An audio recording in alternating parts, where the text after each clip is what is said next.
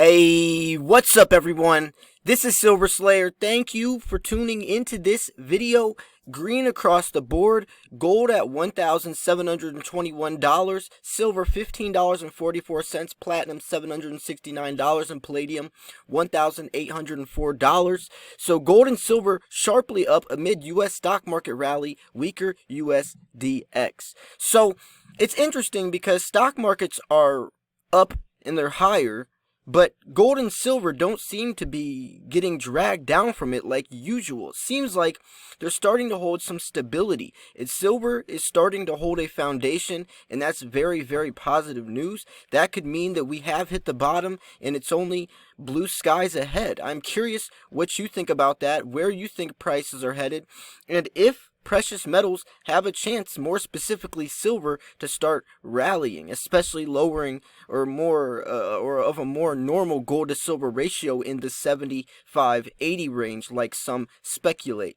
So anyways, before we start, I want to make sure you guys hit that like button. Take a second, 1 second, all you gotta do is tap the like button. Let's see if this video can get 150 likes. Everyone go like the video now if you love silver. If you love silver, go like the video. So anyways, I'll shut up about that. Let's jump into this video. The article to this link from Kitco will be in the description. So, gold prices are trading sharply higher and near daily highs in midday U.S. dealings Thursday, following the lead of the U.S. stock market that is seeing solid gains today. Confounding to many gold market watchers, the safe haven metal of late has been tracking the U.S. stock market on some days. A weaker U.S. dollar index is also working in favor of the precious metals market bulls, which is definitely true. When the dollar index is lower, gold and silver is higher. When the dollar index is higher, gold and silver is lower. So that's definitely bullish for precious metals. So June gold futures were last up $34.10 an ounce at $1,722. July COMEX silver prices were last up 55 cents at $15.75 an ounce. The weekly U.S. jobless claims report, out earlier this morning, showed new claims of 3.1 million in the latest week, which was in line with market expectations. Today's number is lower than the enormous figures seen in the recent weeks, but is still very large. Thursday's weekly jobless claims report, just ahead of Friday morning monthly employment situation report from the U.S.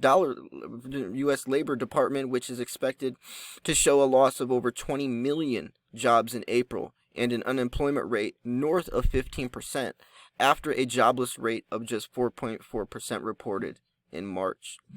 Global stock markets were mixed to firmer in overnight trading.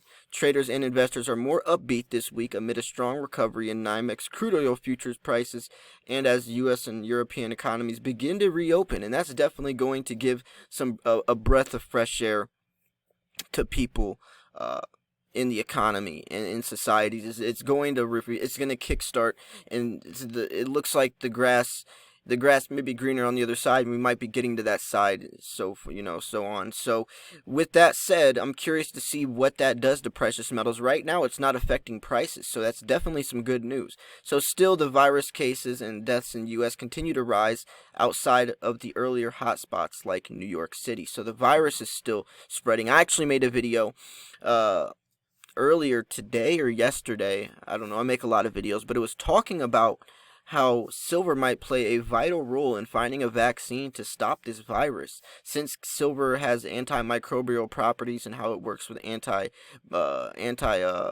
and how it purifies water. It's crazy. Silver is actually something that's essential in a society, not just for technology, but in the medical world as well. A lot of people don't know that. So another positive for traders and investors today is reports that U.S. and China trade officials will meet next week, which is interesting, and it's good because we saw Donald Trump throwing some threats out to China, and we thought we were going to see another U.S.-China trade war, a U.S.-China trade negotiation, and what that would do to the markets on top of this virus would be just, it would be catastrophic, to say the least. So the meeting comes after the recent rise in tensions between the world's two largest economies, as the U.S. has accused China of hiding the COVID-19 outbreak and even creating it in a laboratory.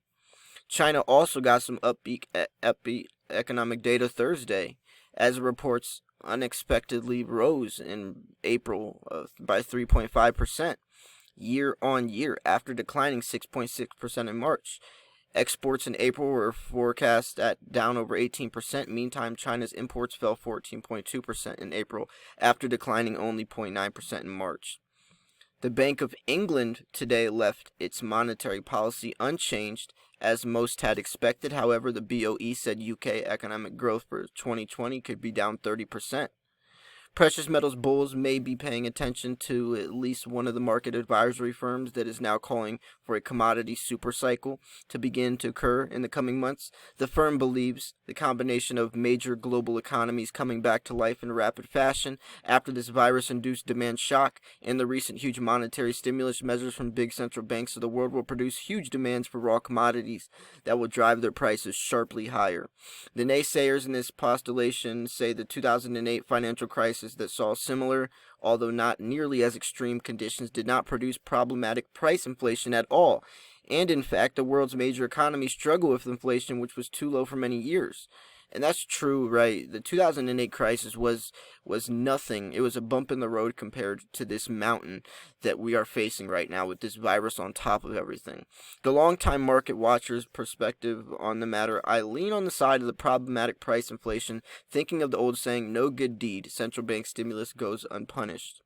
And that's true. I mean, they're going to have a price to pay, doing the stimulus, and it's going to, it's nice, but it's going to affect us. It's going to affect, it's a double-edged sword on that point. I get it, help people out, but on the other side, if we don't have the money to do it, it's going to be interesting. So the other important outside markets today, Thursday, see NYMEX crude oil prices higher and trading around $25 a barrel. So that's definitely better than what we saw, which was extremely low, actually in the negatives. Prices have more than tripled in the recent lows. So technically, June gold future bulls have the firm overall near-term technical advantage and gained more power today amid a 2-month-old price uptrend in place on the daily bar chart. Gold bulls' next upside near-term price objective is to produce a close above solid technical resistance at the April high of $1,788. Bears' next near-term downside price objective is pushing prices below solid technical support at $1,666. First resistance is seen at this week's high of $1,726 and then seen at $1,737. First support is seen at the $1,700 level and then this week's low of $1,683. July silver futures bulls have regained the slight overall near-term technical advantage.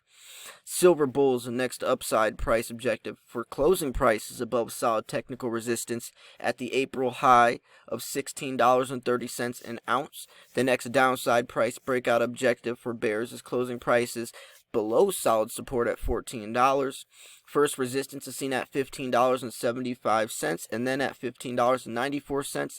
Next support is seen at $15.25 and then at $15. July NY copper closed up 305 points at 237 cents today. Prices closed near the session high today. The copper bulls have the overall near-term technical advantage. Prices are in a 7-week-old uptrend on the daily bar chart.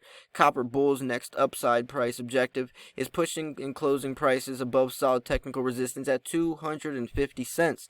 The next downside price objective for the bears is closing prices below solid technical support at 221 cents. First resistance is seen at the April high 239 cents and then at 242 cents. First support is seen at today's low of 233 cents and then at 230 cents. So, looking like we're in a very interesting time right now. It's definitely going to be we're going to have to be on the fence, right? You're going to have to see how this plays out.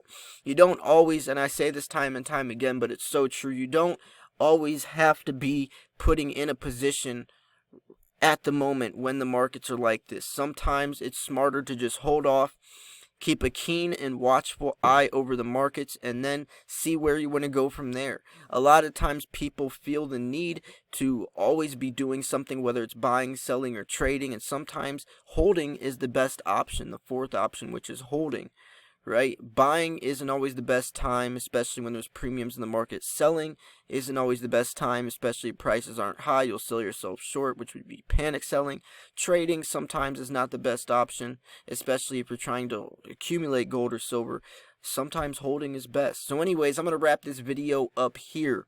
If you enjoyed this video, if you thought it was educational, informational, or at least just entertaining, make sure to smash that like button. Let's see if this video can get 150 likes. That's the like goal on this video. Let's do it. Everyone, thank you so much for tuning in. The link to this article from Kitco will be in the description.